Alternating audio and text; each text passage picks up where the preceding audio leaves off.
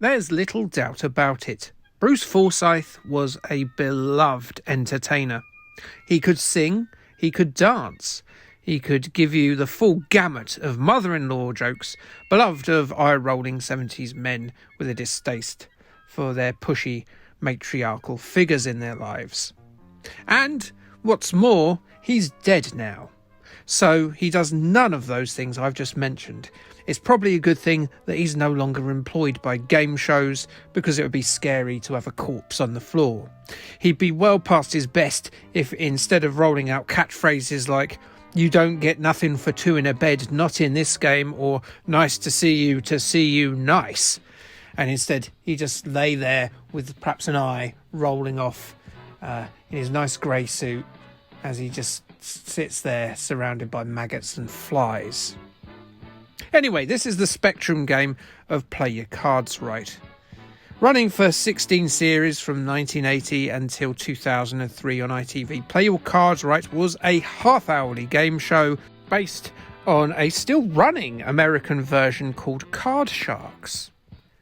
In Play Your Cards Right, two couples wander in with their bad facial hair and even worse 80s haircuts and answer questions. Not proper questions like what's the capital of the Central African Republic or how many goals did Emil Heskey score for Leicester and Liverpool. No, they're surveyed questions. Things like how many husbands out of 100 like to finger up the bum during sex, or how many times has the wife emptied the family dog into her mouth, or something like that. The person closest in their estimation to the idiocy of the British public of 35 years ago, well, that smart aleck gets control of the board and can then command Forsyth's floozies to manoeuvre giant cards about on a big wall. These are very big cards indeed. I wonder if they're made by the same people that make the giant cheques for charities. The couple that takes control have to yell higher or lower as the braying crowd feverishly shout for giant cards to be flipped over.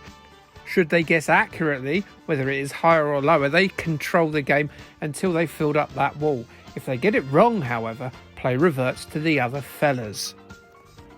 Yes, it is that simple. It is a game that literally anyone could play, as it requires absolutely no skill or knowledge at all. The whole game show, from questions to the final round, is entirely based on luck.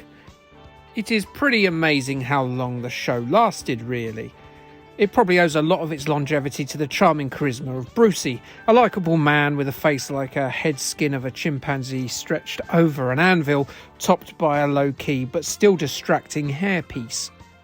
Who couldn't love this man? Look at him, the gangly dickhead. The official game of this, because yes, there was an unofficial game released without LWT's approval a year before. Well, the official one, it came out in 1986. It was published by Britannia Software, whose other most famous production was the Amstrad CPC exclusive based on Dempsey and Makepeace. Boy, did we miss out. No, we didn't. As you can see, You Play Your Cards Right is a right visual feast, with a big-headed Brucey representing the only vaguely interesting visual in the entire game, accompanied by a very blippy interpretation of the show's theme. And how does it play? Well, exactly like the show, which I guess you can't really argue with.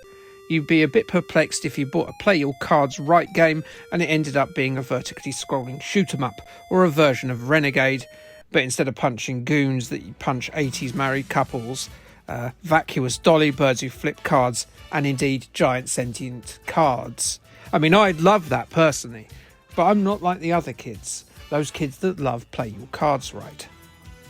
And herein lies the problem with Play Your Cards Right when compared to other quiz games. It apes the show too well. It is completely in the lap of the gods if you win, and it's sitting there like a poodle staring into your eyes and saying, "I'm in your lap, I am indeed luck, you need me to live." There's no way of knowing the percentage of the 80s fragile males that had told their wife that she's wearing clothes that are too revealing at a party, or indeed the amount of coquettish missuses that dared to spend the household allowance on something they probably didn't need, like gin or socks or an electric whisk. Yes, these questions are very much of their time. Likewise, there's absolutely no way of telling which card is going to come up. The final round is whoever won the main part of the show, just betting with their imaginary points on whether or not the next card is going to be higher or lower than, say, a 7. That's it.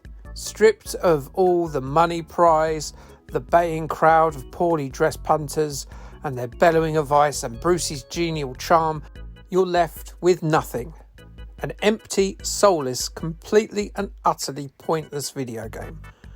It's a good version of a concept that simply doesn't work as a computer game.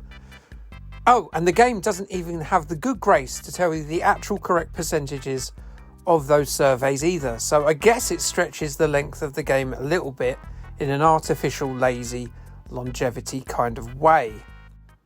Whether you'd want to play it multiple times or not is another matter, as Play Your Cards Right is not a good game. That's my Brucey impression. Sorry. The April 1986 edition of Crash magazine noticed that Play Your Cards Right is a decidedly lightweight affair. 38% from them, and a warning that it's a bit yawn-inducing unless you're a real Brucey groupie. Do they exist? Jesus. The good folks at Sinclair User were on uncompromising form in their assessment. They gave it 1 star and a very simple final assessment. It's dreadful, they said. Speaking of dreadful, we've got something a bit ambitious but ultimately extremely flawed next episode. It's The Young Ones. Good show, bad game. Like, subscribe, and K thanks, bye.